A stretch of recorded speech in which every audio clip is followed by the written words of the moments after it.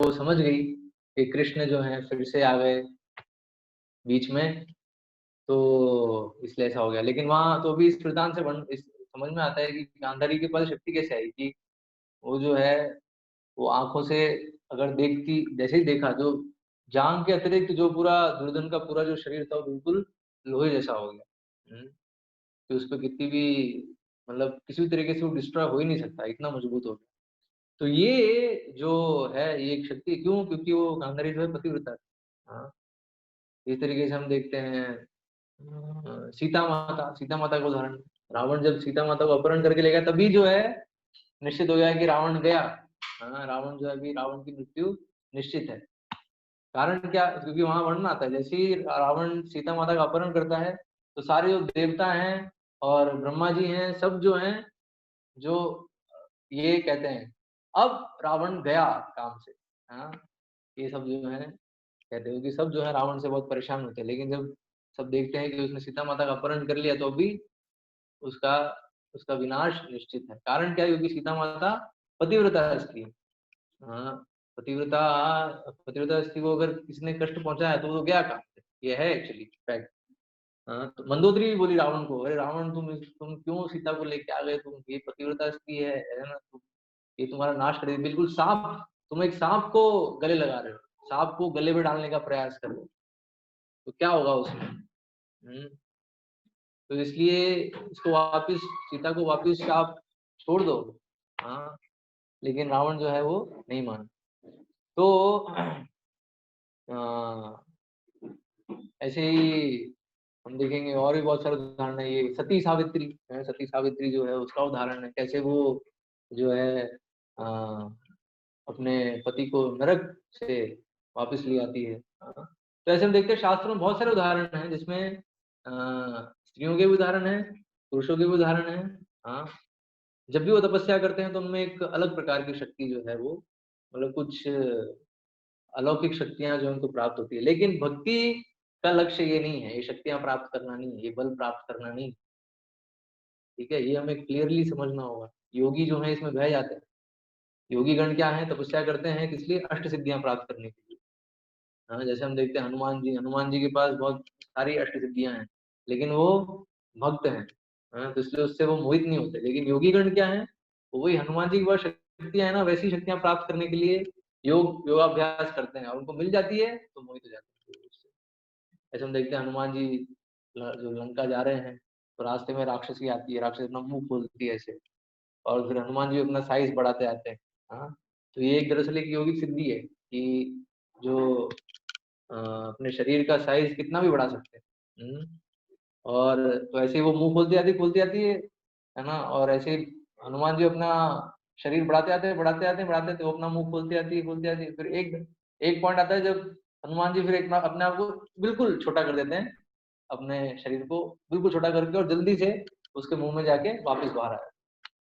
हाँ, तो ये जो है ये एक शक्ति है दरअसल, एक योगिक शक्ति है जिसमें जो योगी है वो छोटे से छोटा हो सकता है और बड़े से बड़ा हो सकता है। तो हमें ऐसा लगेगा तो अद्भुत शक्ति है, ओ चलो चलो अभी आज से तपस्या करते हैं, ये सारे बल हमें मिल जाएं, ये सारी शक्तियां हमें मिल जाएं। लेकिन एक्चुअल में एक चीज है, कलयुग में उस प्रकार के तपस्या करना संभव नहीं है जिससे ये सारी शक्तियां मिले। और मान लो अगर कोई कर भी ले और ये शक्तियां उसको मिल भी जाएं, ये उसको बल मिल भी जाए, तो भी क्या होगा? वो भ्रष्ट हो जाएगा, योग भ्रष्ट हो जाएगा, वो मोहित हो जाएगा। ऐसी शक्तियां, ओ क्या शक्तियां मिली हैं, इसका भी जो है उपयोग करें। जैसे हम देखते हैं कहीं जो अभी जो बाबा आते हैं, हाँ, तो उनमें हो सकता है कुछ ऐसी योगिक शक्तियां हो। जैसे कुछ बाबा हैं जो सोना निकाल लेते हैं हाथ से, है ना, सोना निकाल लेते हैं, भस्म से सोना निकाल लेते हैं। हाँ, और बहुत सारे जो बीमार लोग हैं उनको ठीक कर देते हैं, बस हाथ लगा के ठीक कर देते हैं। और मोहित कर देते हैं वो ऐसे, मतलब उनके वचन सुनने से मोहित हो जाते हैं। हालांकि उनके वचनों में कोई लॉजिक नहीं होता है, कोई सेंस नहीं होता है, लेकिन बस सुनना इतना आकर्षक लगता है कि बस वो जो कह रहे हैं बस लोग फॉलो करने लगते हैं। तो ये भी एक योगिक शक्ति है, लोगों के मन को मोहित कर देना, है ना, जो मतलब जो वो चाहता है वो लोगों से मनवा लेना। ये भी जो है एक योगिक शक्ति है। तो इस तरीके से कुछ लोगों के पास शक्तियाँ होती है तो उसका फिर वो उपयोग करने लगते हैं, ऐसा हम यहाँ देखते हैं ना। तो फिर वो अपने आप को फिर भगवान जैसे एडवर्टाइज़ करते हैं। तो इस तरीके से वो भ्रमित हो जाते हैं। तो इसलिए पहली चीज़ कि तपस्या का उद्देश्य नहीं है इन बलों को प्राप्त करना, इन शक्तियों को प्राप्त करना। लेकिन जो तपस्या करता है तो नेचुरल है, कुछ ना कुछ बल, कुछ ना कुछ शक्तियाँ उसको प्राप्त होती हैं। हाँ, लेकिन उससे उसको मोहित नहीं होना, उससे भ्रमित नहीं होना। और तपस्या का उद्देश्य क्या है? चेतना की शुद्धि, है ना? शुद्धि के लिए कर रहे हैं, शुद्धिकरण। और शुद्धिकरण का अर्थ क्या है? जो हमारे जो इंद्रिय और मन के वेग हैं, उससे मुक्त होने के लिए। तो बेसिकली जो तपस्या है वो किस लिए है? भगवान को संतुष्ट करने के लिए। इसलिए यहाँ यहाँ आ रहा है ना वर्णन यहाँ कि भगवान कह रहे हैं कि ब्रह्मा ब्रह्मा आपने जो तपस्या करी उससे मैं संतुष्ट हूँ। तो इसलिए भगवान की संतुष्टि के लिए तपस्या है, जो कष्ट है वो एक्चुअल तपस्या है। तो ऋषभ देव यही कहते हैं, ऋषभ देव भी कहते हैं, हाँ, तपो दिव्यम पुत्र का ये न सत्वम शुद्धये दस्मात् ब्रह्म सौख्यम तनंतम। तपस्या का उद्देश्य क्या है? दिव्य, तपो दिव्यम, दिव्य तपस्या, है ना? तपो दिव्यम पुत्र का ये न सत्वम, सत्व गुण में जो है, शुद्ध ये दस्मात्, शुद्धि के लिए। और शुद्धि से क्या होगा? ब्रह्म सौख्यम त्वनंतम। वो जो ब्रह्म सुख है, जो अनंत सुख है, वो प्राप्त होगा, आनंद, आत्मा के स्तर पे जो। तो उसके लिए जो है तपस्या है। तो ब्रह्म सुख बेसिकली क्या है? जब हम भगवान की सेवा में नियोजित हो जाते हैं तो वो जो है उसे, उस समय हम ब्रह्म सुख अभी भी अनुभूति कर सकते हैं, अगर हम पूरे उस भाव से भगवान की सेवा करें तो। क्योंकि वही आत्मा की संवैधानिक स्थिति है। तो उस संवैधानिक स्थिति में आने के लिए हमें कुछ कष्ट लेने होंगे, उन कष्टों को हम बोलते हैं तपस्या।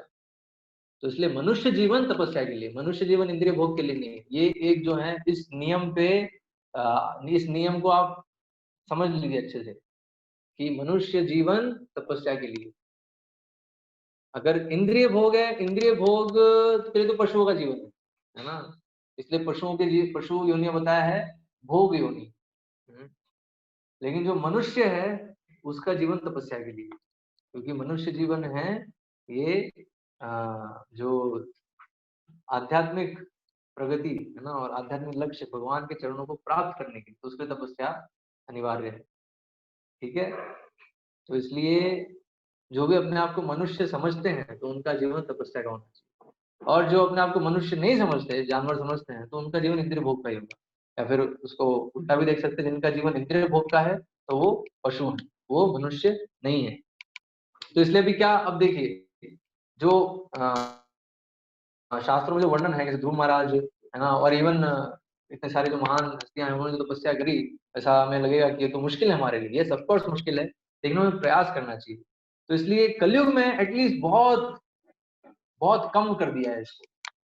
हाँ, जैसे अभी हमारी तपस्या क्या है, हमारे लिए जो बहुत बड़ी तपस्या है वो है सुबह जल्दी उठना, है ना। 4 बजे मंगल आरती में 4:30 बजे आना और पूरा मॉर्निंग प्रोग्राम उसको अटेंड करना। हाँ, 16 माला जप करना, और ऐसे जो कृष्ण कथा है उसका श्रवण करना। ऑफ कोर्स जो कथा रेगुलर सुन रहे हैं तो उनको फिर उसमें टेस्ट आने लगता है, उच्च रस आने लगता है। लेकिन शुरुआत में थोड़ा सा हम देखते हैं, खासकर फिलोसॉफिकल डिस्कशन के लिए इतने लोग जो हैं इंटरेस्टेड नहीं होते। सबको जो है शुरुआत में कहानियां, स्टोरी, है ना, और ये सब सुनना ज्यादा अच्छा लगता है। अ, तो ये तपस्या है, हाँ, कि हम फिलोसॉफी समझें, 16 माला जप करें, हाँ, सुबह उठें, सुबह जल्दी उठें ब्रह्म मुहूर्त के समय, और जैसे एकादशी व्रत है इसका हम पालन करें, हाँ, और जो खासकर जो 4 पाप क्रियाएं हैं उसको ना करें, हाँ, जो चीजें नहीं करनी है वो नहीं करना भी, जो जो उसको करने के आदी हैं उनके लिए वो नहीं करना भी बहुत बड़ी तपस्या हो जाती है। हाँ, लेकिन एक्चुअल में ये बहुत ही मिनिमम जो है लेवल दिया है। जैसे हम देख रहे हैं यहाँ पे तो ब्रह्मा जी ने तपस्या करी, हाँ, ध्रुव महाराज ने जो करी। एटलीस्ट हमें वन तो नहीं जाना, वन में जाने की जरूरत नहीं है, सब कुछ अपना त्यागने की भी जरूरत नहीं है।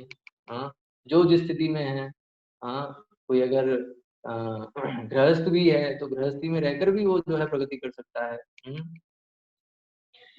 तो इस तरीके से बहुत ही कम, और ये कितना बढ़िया है। ऐसा कोई ऐसा कोई मार्ग मिल सकता है जिसमें गाते हुए और नृत्य करते हुए आप जो है भगवत धाम पहुंच जाए। मतलब गाना और नृत्य करना तपस्या में आ गया है ना। ये जो कीर्तन है, भगवान का कीर्तन करना, ये भी तपस्या है। लेकिन ये कितनी अच्छी तपस्या है नहीं? इसमें जो है हमें गायन करना है और नृत्य करना है।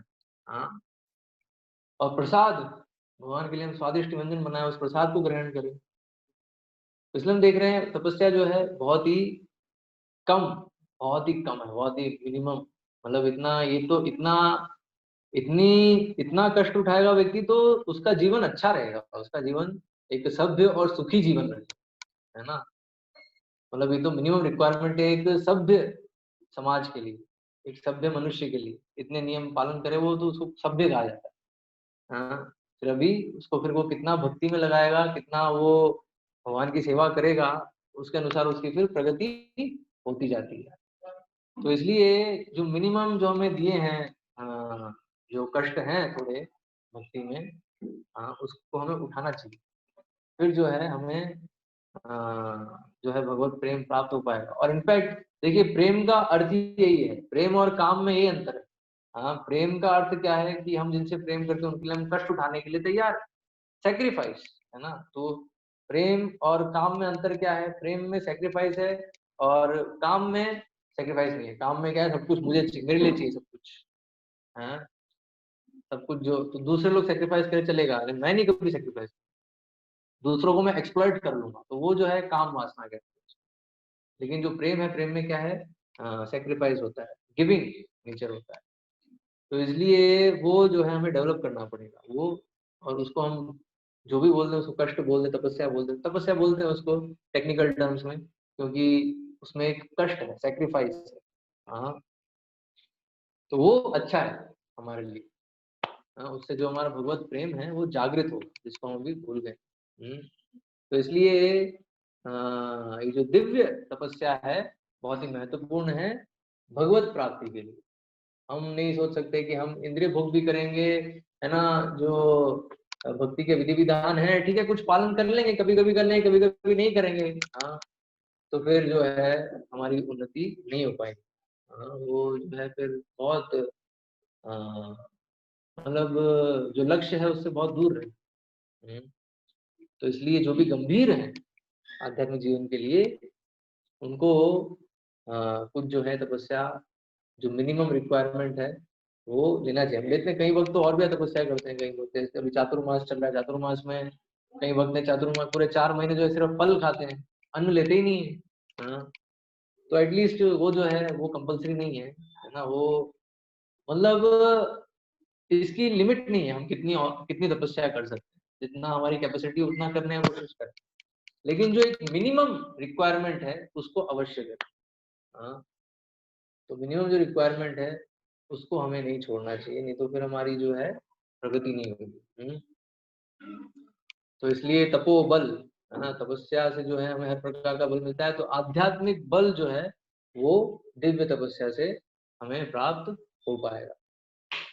ठीक है, और दिव्य तपस्या हमने क्या देखा, शिष्य जो है गुरु के आदेश को पालन करता है, ये सबसे प्रमुख है। तो उन आदेशों में, तो इसलिए अभी हमें हमें सुबह मंगल आरती में आना है, जप करना है, हाँ, एकादशी व्रत पालन करना है। ये सब क्यों करना है? क्योंकि ये सब हमें प्रभुपाद कहे हैं, है ना। जो कि हमारे संप्रदाय आचार्य हैं, उन्होंने हमें आदेश दिया है कि ये सब आपको पालन करना है। ठीक है, तो इसलिए क्योंकि उन्होंने आदेश दिया तो इसलिए हम पालन करते हैं। तो इसलिए ये तपस्या से हमें भगवान प्राप्त हो। जैसे यहाँ ब्रह्मा जी को भगवान जो है साक्षात दर्शन दे रहे हैं। तो इसलिए जिन लोगों को भगवान को देखना है, तो कल जिन्होंने प्रश्न पूछा था कि जो है भगवान दिखते क्यों नहीं है, तो उनको ये समझाइए और उनको तपस्या में लगाइए, तपस्या के जीवन में। हाँ, तो अगर वो पुरुष हैं तो उनको ब्रह्मचर्य व्रत का पालन करना चाहिए, और अगर स्त्री हैं तो पतिव्रता होने का उनको, पतिव्रता जो व्रत है, हाँ, उसका उन्हें पालन करना चाहिए। तो जो है उनको फिर भगवान के दर्शन ऐसे हो पाएंगे, अन्यथा संभव नहीं। तो आज हम यही समाप्त करते हैं, विराम देते हैं। आज के डिस्कशन में तो बस कोई